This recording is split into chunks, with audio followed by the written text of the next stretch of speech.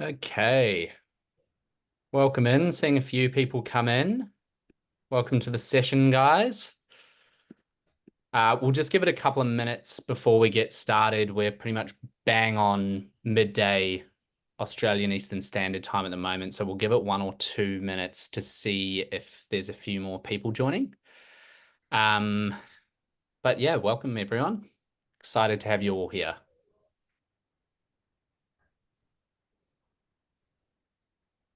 Cool. All right, maybe just while we're waiting for some other attendees to show up as well, it'd be great if any of the attendees wanted to chuck in what kind of organization they're from and potentially role types as well. Be good to get a bit of a sense of who's attending and who we're speaking to. So if you wanted to chuck what you do or what organization you work for in the chat, that'd be awesome.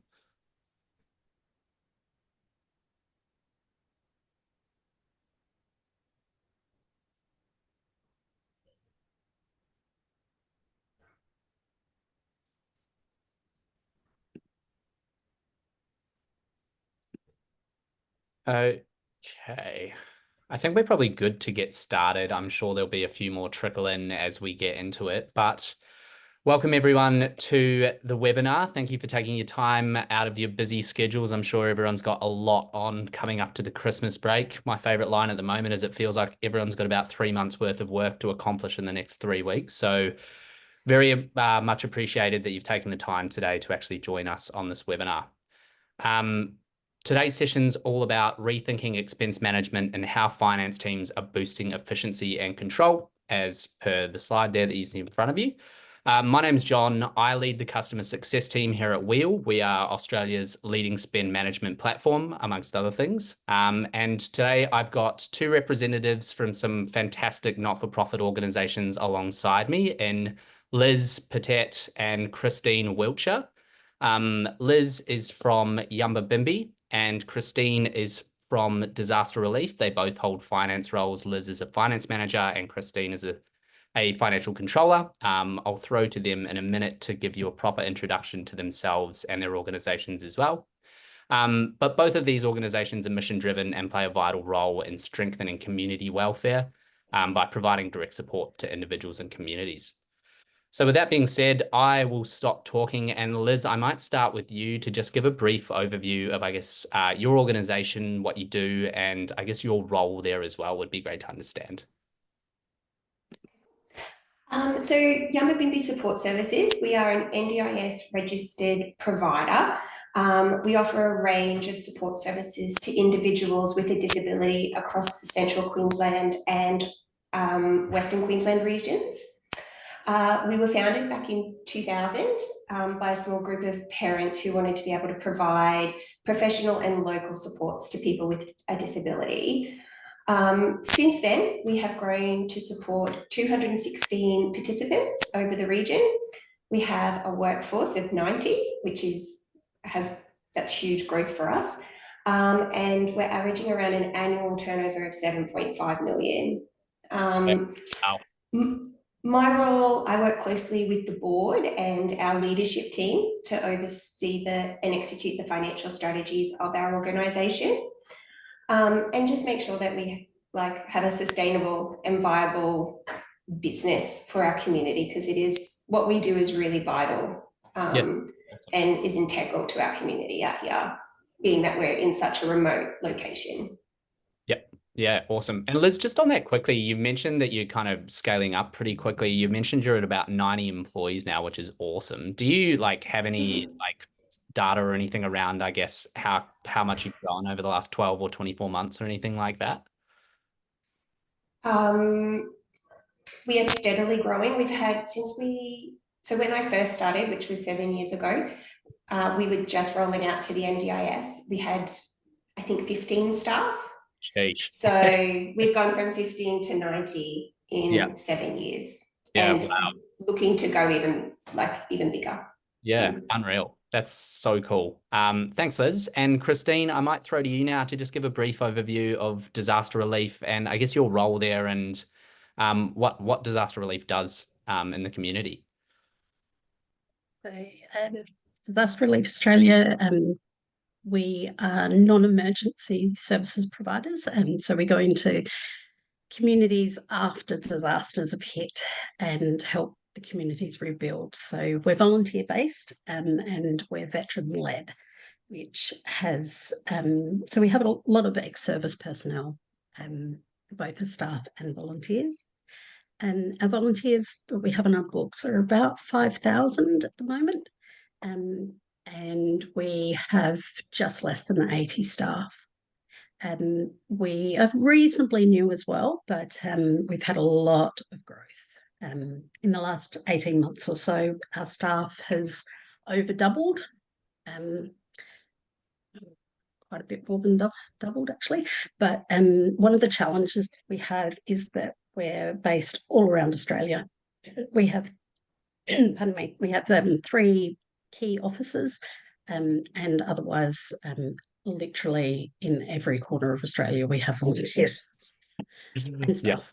Yeah. Well, I've had the pleasure of working with you quite closely over your implementation of Wheel, Christine, and it's awesome to see, I guess, your growth rate and how quickly you are actually growing as an organization. And obviously the work that both of your organizations do is really, really cool and impactful on the community. So fantastic to have you both here with me. Look, just a quick piece of housekeeping before we get started. We do want the session to be interactive. If any of you attendees would like to ask any questions, or if anything comes to mind throughout the session, I will do my absolute best as the moderator to work through these throughout the session. We'll also have probably about 10 minutes at the end for Q&A as well. We're probably going to keep this around, say, 20 to 25 minutes of like panel discussion, and then at the end we'll have some Q&A as well. But yeah, chuck those questions in the chat. Use the Q&A function down the bottom as well. Feel free to ask these as we go, and I'll work through them when we've got a break. With that being said, let's dive in. I'd love to start with you, Liz, and just, I guess, can you walk us through how you previously managed employee spending and reimbursements and day-to-day challenges you were facing before implementing an expense management solution? So previously we had corporate credit cards for our leadership team and managers. We had petty cash tins on our 3 sites that we work out of. We had 2 load and go cards, which you just top up when needed. And they would have to retrieve them from our respite house, which is 24 hours. And we also then used the Xero app for employee reimbursements. So that's how we were pretty much handling our expense management. As you can, like from that long list. The 10 wasn't the most. Absolutely not. And obviously there was lots of challenges with the amount that we were doing. So, you know, not receiving receipts, having to chase employees for missing receipts, the petty cash tins not balancing, employees not returning the load and go cards once they were finished back to the service sites, not having enough of those load and go cards for when staff needed to travel with participants. Like we only had 2, so it was just really hard to juggle, and you would be sharing credit cards and stuff like that, which wasn't ideal. The reconciling process was just unbelievably lengthy, you know, just took days. Load and go cards running out of funds, and then the length of time it would take to top them up. Like topping them up, we would, I think, be doing it every second day. We would be going in and checking to make sure there was enough funds on those cards. Yeah. And we were just drowning in paper. So like one of our vision, like a part of our organization's vision is to be able to provide a range of sustainable and social solutions. And what we were doing is just not in line with our goals at all. So we really needed to find a solution that was in line with our environmental goals that we had set for the year. So yeah, it was a challenge and not great. Yeah. Well, and awesome to hear you tie that back to company values, I guess, and your mission as well, right? Where it obviously wasn't aligned with what you were trying to do as an organization. So that's a really, really cool flag there as well. But I'm also curious, Liz, was there kind of a bit of a moment, like an aha moment, where you were like, this is not scalable? Obviously, you've experienced pretty rapid growth over the last 7 years or so. Mm. As you've already outlined, was there kind of a moment where you were like, this process isn't working anymore, this is broken, we need to do something about this? Or was it just a gradual shoebox after No, shoebox of receipts no. that got you to the tipping point? I know there was a tipping point, and it was our discussion as to whether we needed another team member in the finance, because Mm. it was just so overwhelming for our finance officer with that. So it was either try and find a solution that helped us manage our expenses better, or someone else to come in and help her Yep. with all that backlog of stuff. Mm. So, and like her job because her role was consumed by that, it really started to become unfulfilling. So she didn't want to be here. We were at risk of losing a team member who is very vital to the finance team. So once we heard about Wheel, and I did the figures to try and get over the line, because we're obviously governed by a board, so to do something out of budget has to go to them first. And we worked out that it was 8 days a month. She was full days a month working on trying to recover receipts and everything like that. So it just got to the point where we're like, we can't do this anymore.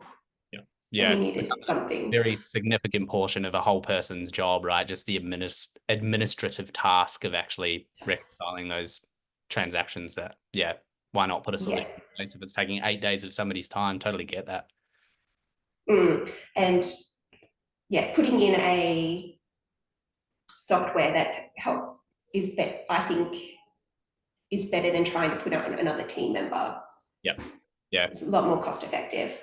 Yep. Yeah. Awesome to hear. Yeah. Very good insights there, Liz. And Christine, I guess similar question to you. Obviously, disaster relief is kind of on even the next scale in terms of how many employees and volunteers you've got. You're managing, I can only imagine, almost infinite expense reports. How did disaster relief previously manage that? And I guess what difference has it made having a solution like Wheel in place to your organization?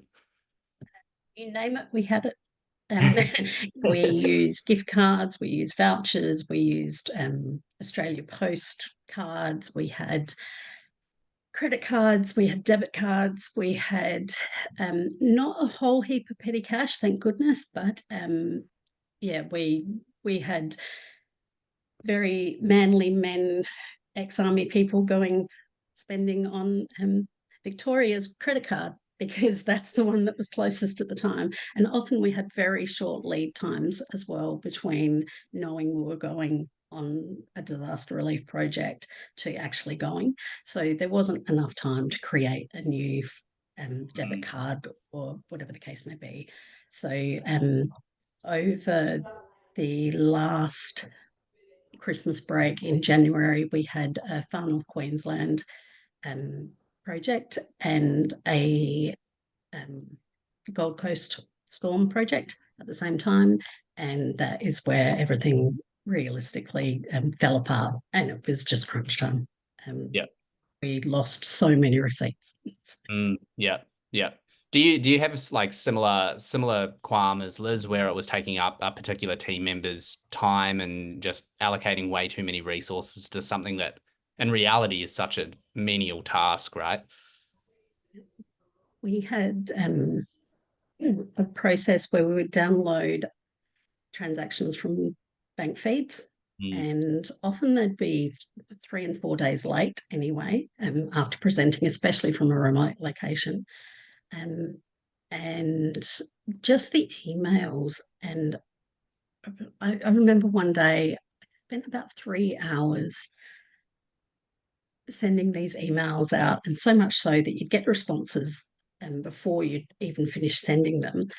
And everybody would have a reason. Oh, that I wasn't using the card at the time, or there was just no real accountability behind some of these things.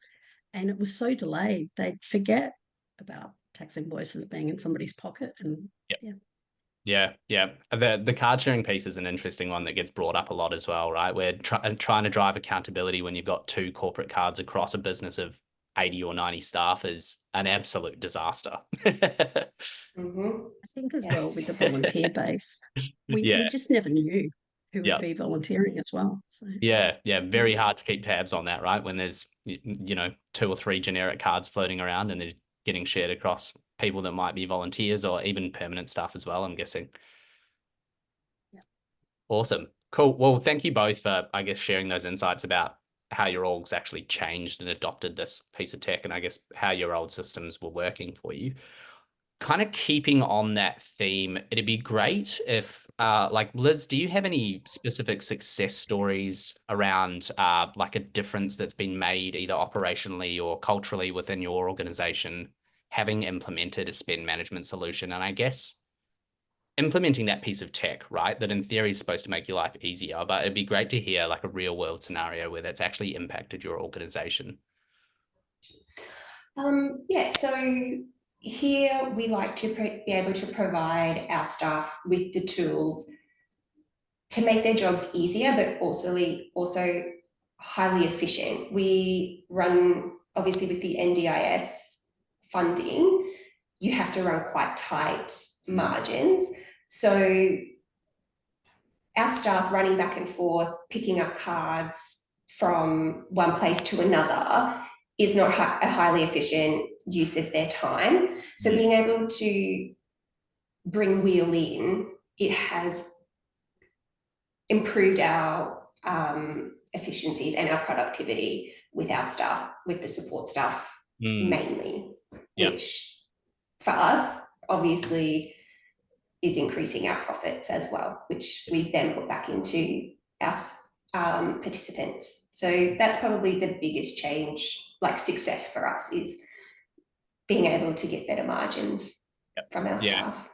And I guess it's just being able to enable them for what they were employed to do, right? Remove kind of the roadblocks where you can, and then give them time back to actually do the work that's meaningful to your organization rather than, Yeah, exactly. Yeah, cool. Awesome. And Christine, same question to you. Do you have any, I guess, particular success stories, whether that's operational or culturally, around how, I guess, implementing a spend management solutions actually improved your organization?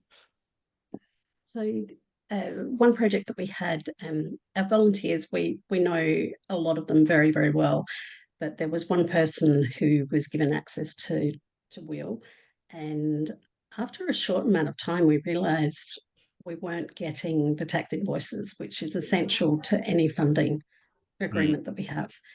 And so, quick phone call. What's going on with this guy? Yeah, he's not doing so well at the moment. Okay, I reduced his balance to 0. They had a look around and he had the tax invoices, allocated new spending facility to somebody else, all within minutes. And there wasn't a big search about or a big discussion about can we or can we not trust him.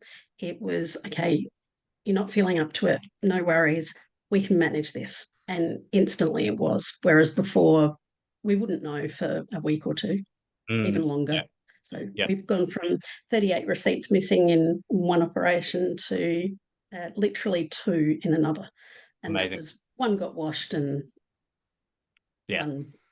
Things happen, right? But it's a pretty substantial improvement anyway. Massive improvement. Yeah, awesome. Yeah, so cool to hear. I guess we'll shift a little bit here and kind of move towards, I guess, the change management piece. And obviously, in organizations of your size, this isn't something that's easy to necessarily get people to buy into. And I hope you're not too critical of Wheel here, because my team manages the implementation of the product. So let's just, be nice. Yeah, I guess like in terms of actually shifting people onto the spend management product, what goes into that? And I guess, do you have any tips for anyone listening that's considering making a shift to like a piece of tech that manages expenses for them? How was that managed within your organization, and what was required on your end for getting people the right training, the right resources, and getting that buy-in from the employees? Christine, maybe we'll start with you. Firstly, the implementation was amazing.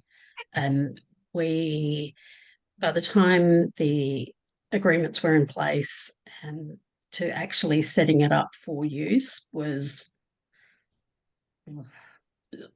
in realistic time, probably hours. It was so quick and efficient.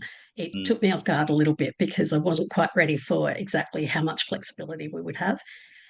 And in terms of implementing it to staff and volunteers, my tips would be lots of screenshots. Never, always, if somebody's having an issue, have a phone call, because I never knew how wrong people could be when they had a list of instructions to follow. And wow, we've had it all. But for the most people, I'd say 70% of people, the instructions using the app and just the prompts that it gives you are absolutely enough. So I wouldn't cater for the 30% to the extreme, because they're going to find ways to use technology in a way that you would never expect.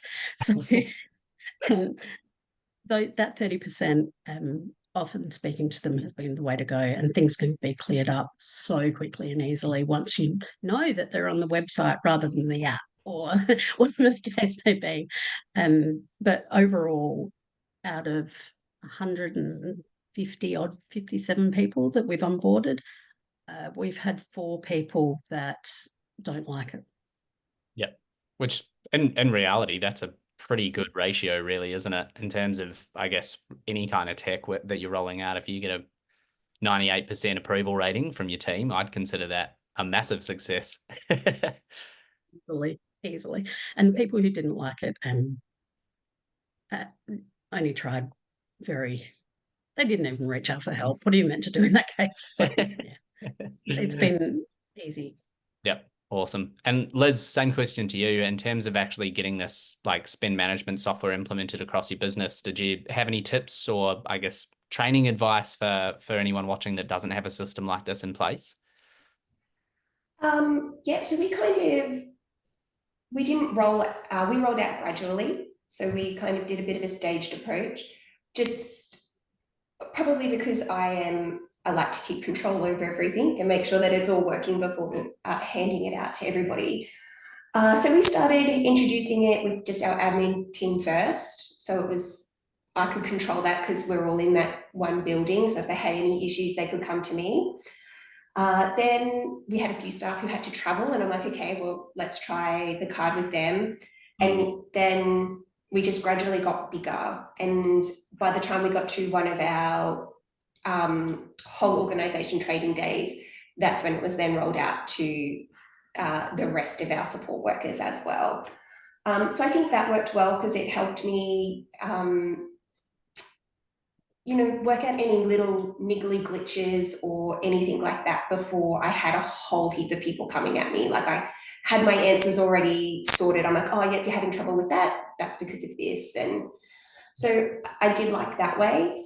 And I just think to probably have very clear expectations of how they are to use that card in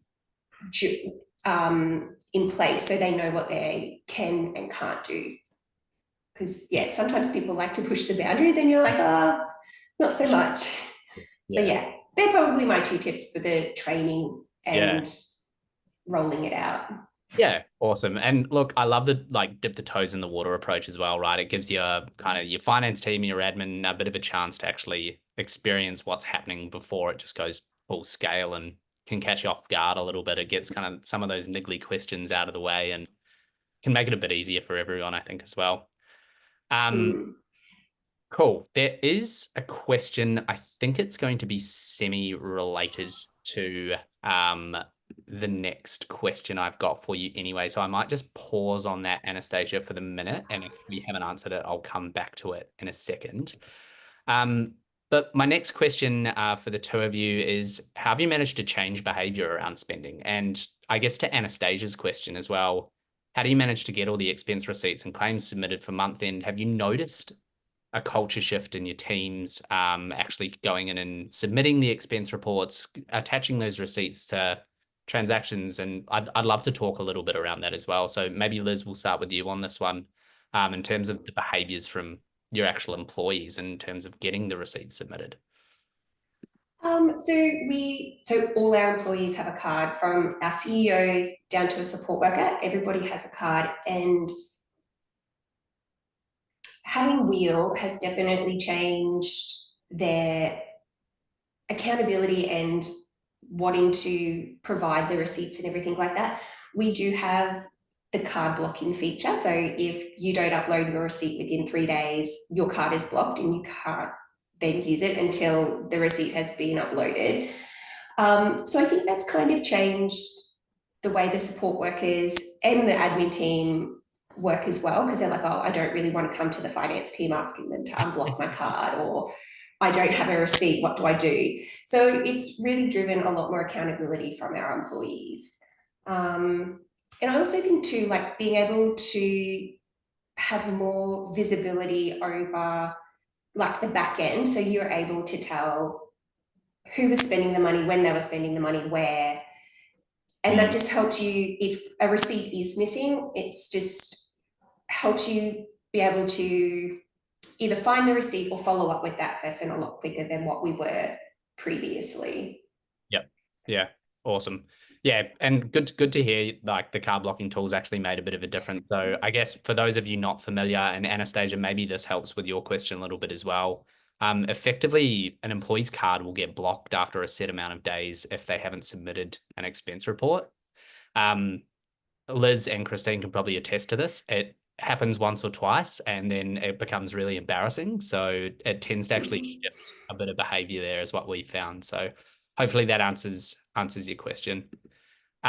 Christine, similar question to you in terms of, I guess, the behavioral shift in employees and I guess the behavior around spending and chasing receipts. Has that improved for you? You've already mentioned that you've dropped from 38 outstanding expense reports to 2 over the course of a project, which is amazing, but I'd love to get more insights if you've got them on that as well. Absolutely. So the biggest change, I think, is the follow-up emails that we would have to make, or phone calls coming up to month end, were always us nagging or being the bad guys. Now we're the good guys, because Wheel does all of the reminders for us. And this not only saves us bucket loads of time, it also, with the cloud blocking feature, it means that there's a consequence for them for not doing it. And the way that we describe this is that after 3 days, we'll treat it as fraud because there's no substantiation provided. So instead of it just being an annoying tool that, oh, I might get cut off, it's actually in people's minds, it's thinking that it's fraud, which technically it is because it's not our money, it's the funder's money. So as a result, the number of times that people have actually had their cards blocked is very, very low. And when people have accidentally used their card instead of their personal funds, which happens from time to time, we can resolve it super quickly. And they can see all of their transactions. They know it straight away in their expense fields on their phones. The time saving and the culture is so much easier now that we're not being Big Brother, so to speak. And it's a helpful thing that we can provide rather than a hindrance. Yeah, for sure. And I guess it's just putting a bit of ownership back on the end employee as well, or the volunteer, isn't it? It's just driving accountability from what they should have been doing in the first place anyway, which is awesome that you're able to have that level of accountability within your organizations now. Sorry, go ahead, Christine. The other thing that is really useful is instead of giving them a credit or a debit card, which has unlimited type of funds, it says exactly what their budget amount is. And so they can request an update instantly, which is brilliant. And it is literally instantaneous. But they have visibility over how much they've spent straight away. Yep. And that improves their accountability as well. Yeah, awesome. I might flick to the Q&A just for a second to take slightly off track, just because it's sort of relevant to what we're talking about from the culture piece here. An anonymous attendee, very mysterious, has asked us, I guess, how do you get buy-in from departments or individuals within your organization that might not be as eager, I guess, to buy into a solution like this? It does happen, right? Like there's often some of what we come up against most commonly within Wheel is, oh, my directors don't want it, or this department doesn't want it because they like XYZ. Have either of you experienced that, and have you had any pushback from certain departments? And if so, were you able to overcome those objections? I haven't had any, to be honest, I haven't had any pushback at all, because once it was presented to the board that it was going to be, that we were going to start using our finance officer in a better way rather than just reconciling things, and we could use it for other things happening in the finance team. When we did the costings, they were like, yeah, go for it. But I haven't had any pushback from any employees or anything like that, to be honest. It was very easy. Yep. Christine, any on your side? I did get some cultural pushback. Some people just love those credit cards, and when they're in their own name, it was difficult to argue with. But the one thing that we did was not make it compulsory. And pretty soon, word of mouth got out around the staff people, at least, that Wheel was a much better solution for them as well as us. Yep. So we had an expense management tool previously that we still use for the old credit cards, but of which now there's only 3 rather than about 30. But people now are asking to use Wheel because the user interface is so much easier. There's the timeliness is so much better. Nobody's running out of funds. They can see that they're not going to run out of funds. There's so many advantages for them as well as us that now people are asking more and more, oh, I'm not really using this old card anymore. You might as well close it. So yeah, awesome. Christine, we had people coming, like we had employees hearing about it, and they're like, so when do I get my Wheel card? And I'm like, yeah, we're getting there. Slow down. You'll get yours soon. Trust me. Absolutely. And it's just so flexible. Yeah, it is funny the amount of businesses that onboard to like our platform I can speak to. I don't know about others, but like they'll say, look, we're just going to issue 20 cards, and then within 6 months they've got 100 because their own employees sold it to the rest of the business and let them know how good it was. And it's actually quite an interesting chain of events that happens there, where, I agree. It doesn't seem like everyone's initially bought in, but then they hear from someone else in a different department that's using it, and it's just like wildfire, and to a degree where it just takes off and people start buying into it. So awesome to hear that you both kind of had a similar experience there as well. I think, look, we can probably move on to a bit more general question, conscious of time here. But I'd love to ask a bit more of a generic question before we go to the last couple of questions at the end. In terms of, in your experience, can you explain different ways that finance teams can contribute positively to a company culture? So that doesn't have to be spend management related. It's a bit more open-ended there, and I'm happy for you to answer it however you would like. So Liz, maybe we'll start with you on that one. One of mine would be just ensuring that you have a viable business that provides stability for your employees, but also for us, our participants and their families. So, that's contributing to quality improvement and service, providing good service, and helping, and from a financial point of view, is helping our support workers and our direct service team provide that to people. Also to, and this one is about Wheel, is 33% of our staff identify as having a disability. So Wheel has been able to help us with that as well. So, for example, one of our employees has a learning disability and is not great with technology. So now we're able to provide her with a solution, which is a physical card. So that just makes them feel more inclusive, which is also building a positive culture for our company, that we are an inclusive employer. So yeah, I think just being inclusive and making sure you have a viable business for your employees and who you provide your supports to. Amazing answer, Liz. Very, very cool. And Christine, same question to you. How can a finance team or an individual within the finance team actually influence a positive company culture?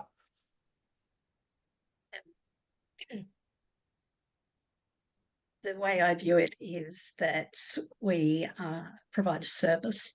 So if we're as transparent as we can be, and that we facilitate as much as we can of their top priorities. And Will has definitely helped that in a lot of ways, but just giving them enough information for them to be able to do their jobs properly. So when we're making decisions on the ground, having them know how much money they've got left to spend is crucial. And instead of waiting for a report a day and a half later, they've got it straight away.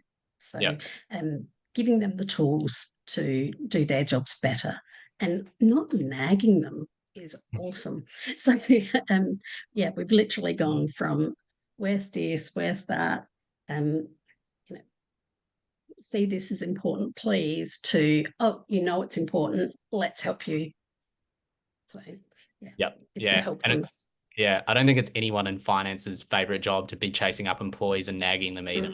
Kind of it's a two-edged sword. No one's having a good time when that's happening. So especially when finance teams are kind of seen as the Debbie Downers as well. You're the one that controlling the money. So you're not always looked upon favorably. Yeah, nice to take a bit of the heat off. Yeah, good stuff. There is one question in the chat. I've got one more question on my list as well that I'd love to ask, but maybe just in the essence of trying to keep to time here, we'll go to the chat quickly for this one first, and it's around buy-in from like internal stakeholders and decision makers, which I'm sure you've both had a heap of experience with. Was there anything in particular throughout the buying process when you were onboarding to Wheel that helped influence like key stakeholders or decision makers? Was that power held with you and your teams? What did that look like from the buying perspective? And did you do anything in particular to get buy-in from different stakeholders? Mine was just going to our board and showing them what Wheel can do, the benefits of Wheel. And that's how I got my buy-in, was just making sure that I could prove, and I had figures and data and everything to show that Wheel was the solution that we needed. And I guess to take back to what you said before, Liz, when you kind of quantify it into, we either need to hire another admin within the finance team or adopt a piece of tech. If you can quantify the value in a manner like that, I feel like that's a pretty good place to start, right? And make it really tangible for the stakeholders to actually understand what the result of not implementing it is as well, right? And then one of the main, I guess, things when we were going through it is I'm like, we won't be sharing cards. And the moment I said that to one of the board members, they've gone, I'm sold. Yeah.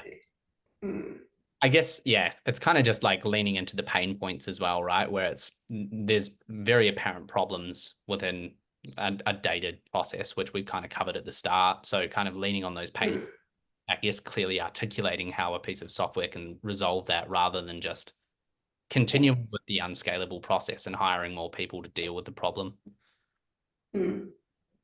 Cool. Christine, anything to add on that one? The two of them most resistant people that I dealt with were actually on my team, Mm. which was really interesting because they knew that the issue that we had was big and horrible, but they were very averse to change. And once we had implemented it, even in the beginning stages, I think once I showed the accounts payable person just how much she could see in the back end with Will and how quickly she could see it, and I got her into the web portal, and I showed her how much control she could have and how easy it was to navigate. Once those things had been overcome, every day now, no holding her back, even quicker than the other system, and she's coming up with better ways to use it with what she's doing, which is wonderful. And the other person was on board quickly as well, but was very worried about having particular information on their phone. And we're able to get a workaround with that easily, because she wasn't actually doing the spending. But now with the physical cards, anyone with an aversion to having technology on their phone would be overcome as well. But the web-based portal was the answer for her, that it wouldn't specifically identify her. So that was two very left of field type situations, I guess, but we've won them over really, really well. Yep. Yeah. Amazing. Yeah. Cool. Love it. Great answers, both of you again. Magdalene, in terms of how Wheel ensures employees provide every receipt and invoice, I might actually have a sales rep of ours give you a call after the session, if that's all right. There's a couple of different tools we've got in place to ensure receipt compliance, whether that be making it mandatory or the car blocking tool, which we've discussed before. But if you've got further questions specifically related to Wheel, I think it's probably best to speak with one of our representatives to understand, I guess, how the different tools and tactics we've got to actually drive that compliance from your team. Conscious it's 12:42 and we're supposed to be wrapping up in 3 minutes. Time flies when you're having a good time. Nothing like talking expense management on a nice sunny day.